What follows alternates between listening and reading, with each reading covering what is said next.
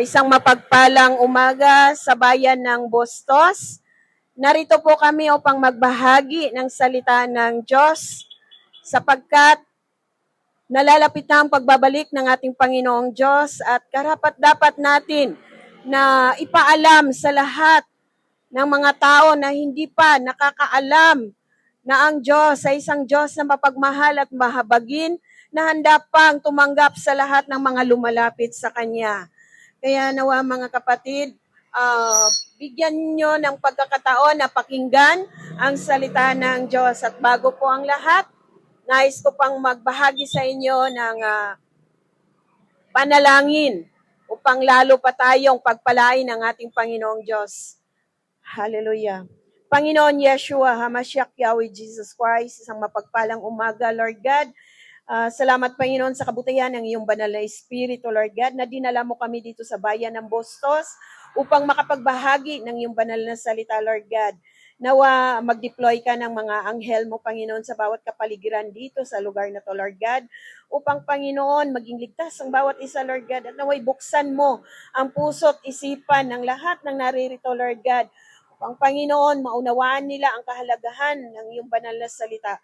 Kaya Panginoon, nawa Panginoon, kalugdan mo ang bawat isa sa amin dito, Lord God, sa mga gawaing ito, Lord God, sapagkat ito ang iyong kalooban, Panginoon, na maibahagi ang iyong banal na salita upang malaman ng karamihan, Lord God, ang iyong kabutihan na nagawa mo sa aming buhay. Kaya Panginoon, itinataas at pinapasalamatan ka namin, luwalatin ka sa dakila mong pangalan, Yeshua, HaMashiach Yahweh Jesus Christ. To God be the glory. Amen.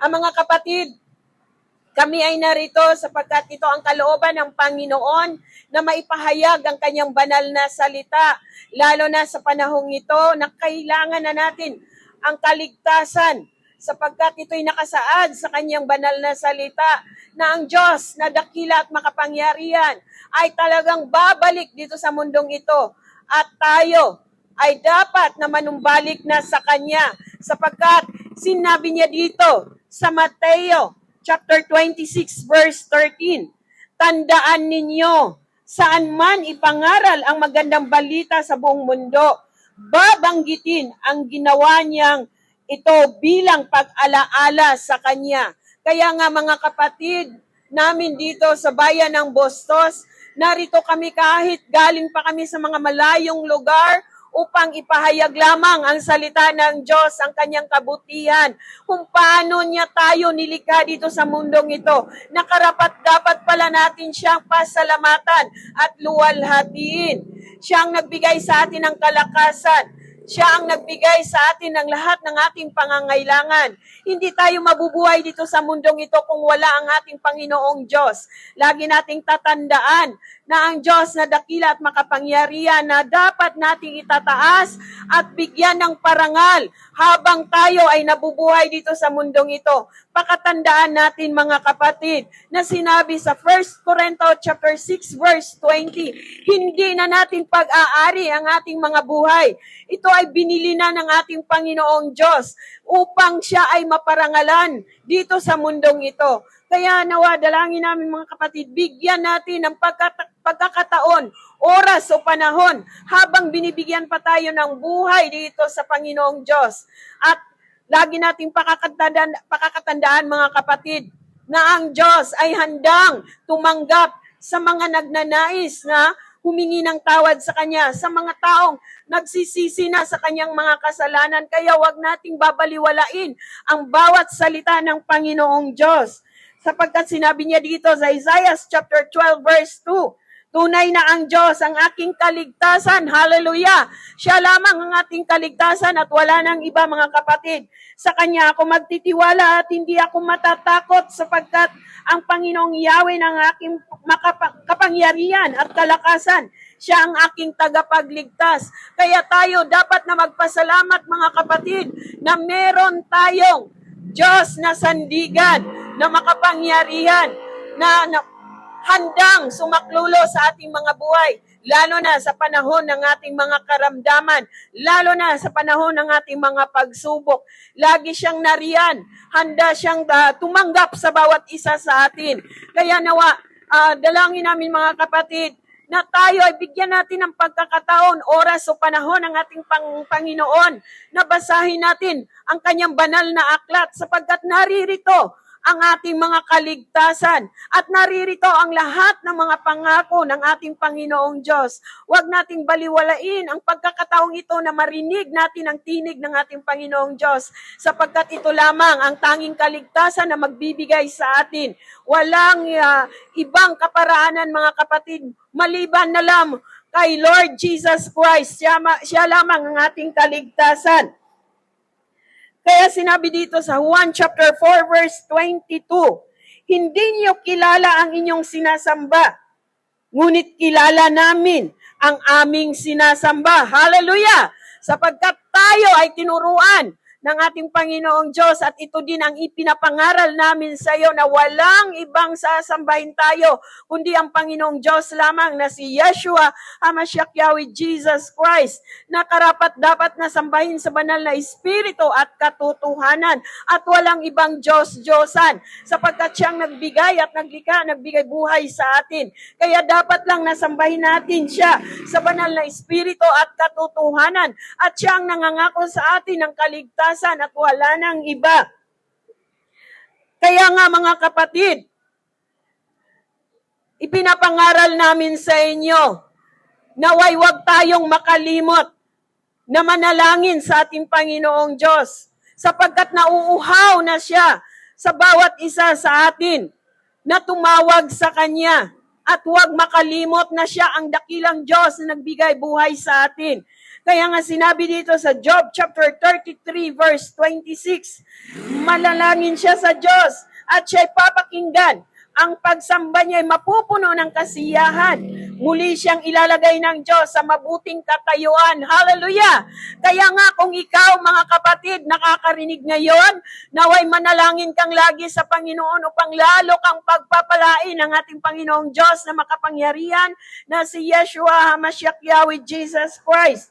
At tutulungan Kanya kung ano man ang nagiging katayuan natin. Lalo na sa panahon ngayon, wala tayong ibang kailangan kundi ang ating makapangyarihang Panginoon lamang na si Yeshua HaMashiach Yahweh Jesus Christ sapagkat ito na ang panahon na malapit na ang Kanyang pagbabalik at nakikita na natin ang lahat ng propesya na nangyayari ngayon sa buong mundo na nagkakaroon na ng gyera, nagkakaroon na ng tagutom, nagkakaroon na ng kahirapan, nagkakaroon na ng lindol,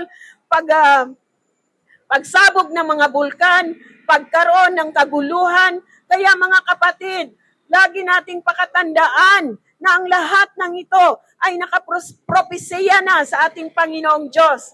Kaya ang tanging nais lang ng Panginoon ay makipagrelasyon tayo sa Kanya at huwag tayong makalimot na manalangin at lumapit lamang sa Kanya at sambahin siya sa banal na Espiritu at katotohanan. Baguhin na natin ang ating mga pamumuhay habang binigyan pa tayo ng pagkakataon. Huwag nating antayin na tayo'y manghina na at saka tayo makaalala sa ating Panginoong Diyos na dakila na si Yeshua HaMashiach Yahweh Jesus Christ. Kaya nga mga kapatid, lagi nating pakakatandaan na ang Diyos ay maibigin, mapagmahal at mahabagin. Handa siyang tumanggap at mapagpatawad. Handa siyang tumanggap sa mga taong nagsisisi. At sabi dito sa Job chapter 19 verse 29, kaya sana ay mag-ingat sa talim nitong tabak na siyang maghahatid ng parusa sa kasalanan upang inyong malamang may hahatol nga sa wakas. Kaya pakatandaan natin mga kapatid na ang Panginoon, kahit siya isang mahabagin, pero handa siyang magparusa sa magpapatuloy sa gumawa ng kasalanan. Kaya nga, naririto kami upang iparating sa bawat isa sa inyo na tayo ay dapat magbago na sa liko nating mga pamumuhay. Iwasan na natin ang mga baluktot nating pamumuhay sapagkat ito ang maghahatid sa atin sa kapahamakan. Ang nais ng Panginoong Diyos ay lumapit tayo sa Kanya at magbagong buhay na tayo upang lalo pa tayong kalugdan at bigyan ng kalakasan ng ating Panginoong Diyos habang tayo ay naririto sa mundong ito. Tatandaan natin mga kapatid, ang lahat ng bagay dito sa mundo ay mawawala. Ngunit ang salita ng Diyos ay mananatili yan sa ating mga buhay, sa ating puso, sa ating isipan. Kaya dapat kung naririnig natin ngayon ito, panghahawakan na natin ito at magbagong buhay na tayo.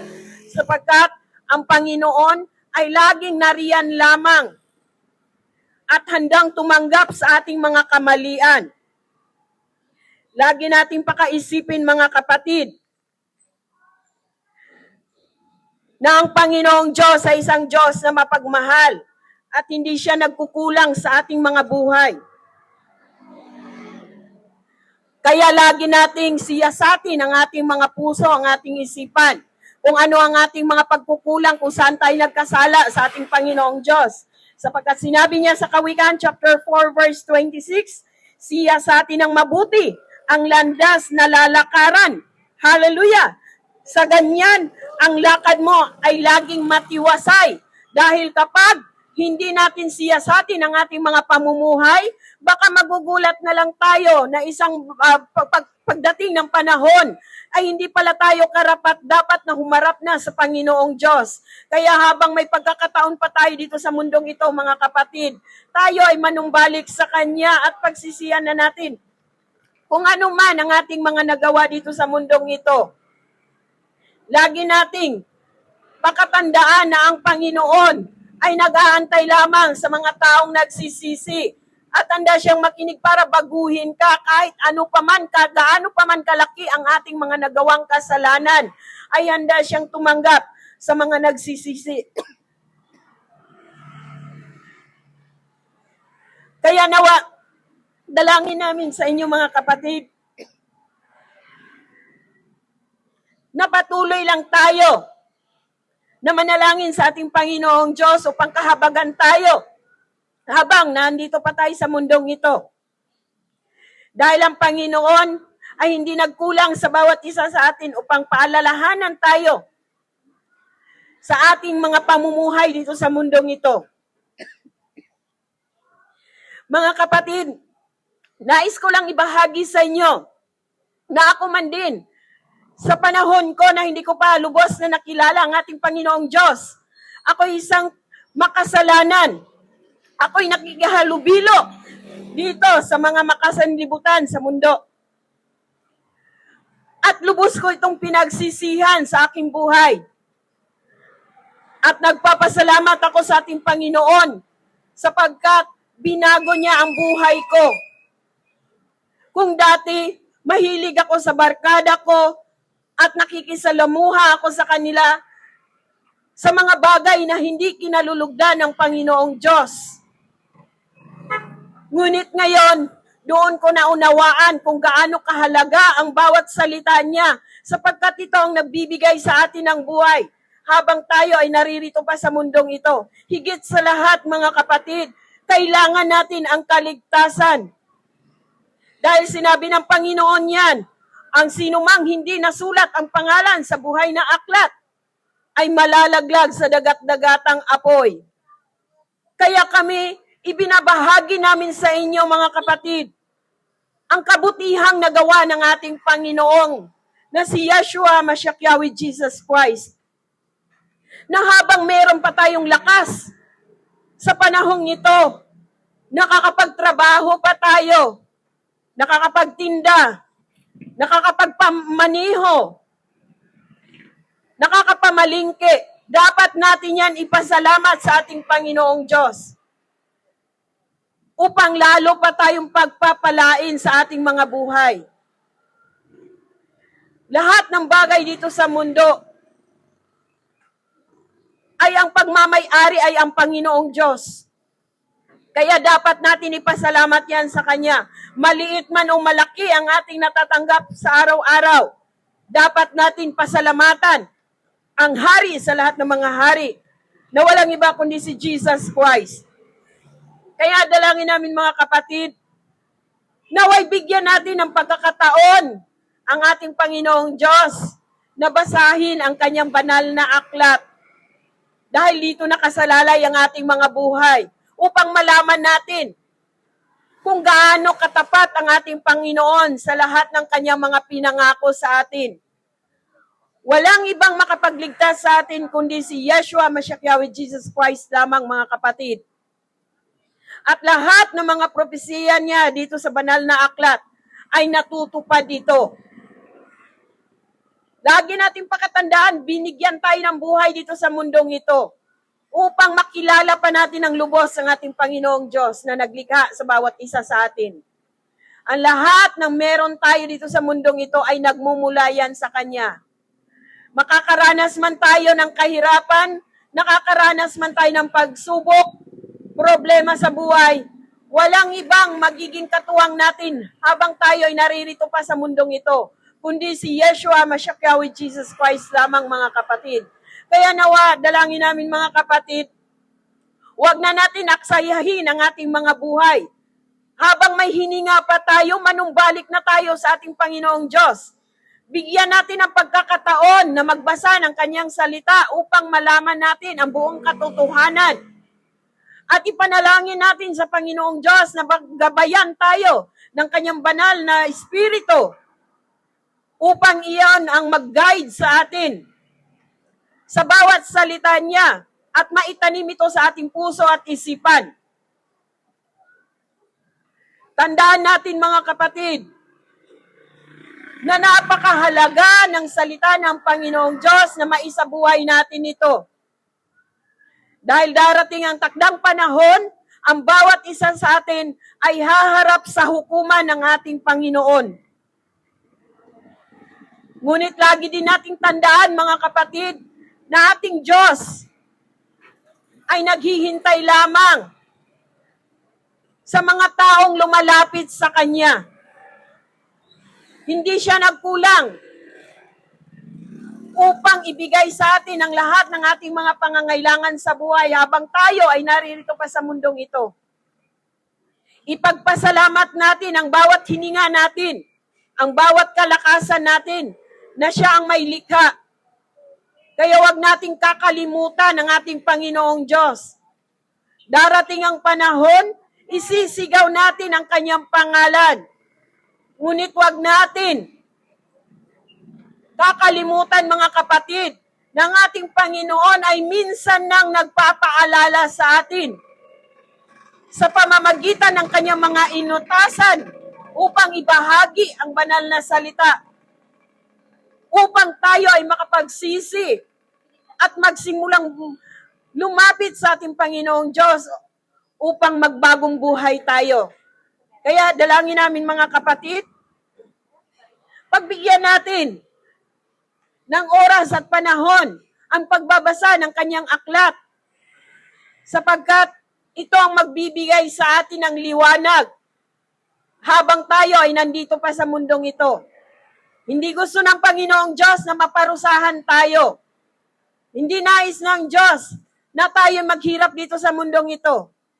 Ang nais ng Panginoon ay mararanasan natin ang kasaganaan habang kapiling natin ang ating dakilang makapangyarihan na si Yeshua HaMashiach Yahweh Jesus Christ.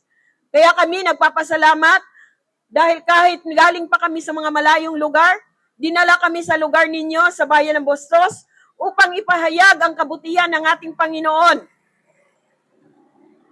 Dahil darating ang panahon na tayo ay haharap sa hukuman ng ating Panginoon. At maalala natin ang lahat ng kabutihang nagawa ng ating Panginoong Diyos na minsan siyang nagpadala dito ng mga lingkod upang paalalahanan tayo na tayo ay magmanumbalik na at magsisi sa ating mga kasalanan. At layuan na natin ang mga bagay na hindi kalugod-lugod sa mata ng ating Panginoong Diyos kung hindi natin nais na tayo maparusahan. Kaya, mga kapatid, sana'y bigyan niyo ng pagkakataon na basahin ang salita ng Diyos upang ito ang magbigay sa atin ng kaligtasan. Hindi lang buhay namin ang sinisikap namin na maligtas dito sa mundong ito, kundi nais din namin na ibahagi sa inyo ito upang kayo man din ay maligtas sa takdang panahon ng Kanyang pagbabalik. Kaya ito lamang ang salita ng Diyos, Ruach Yeshua Shalom. God bless po sa lahat.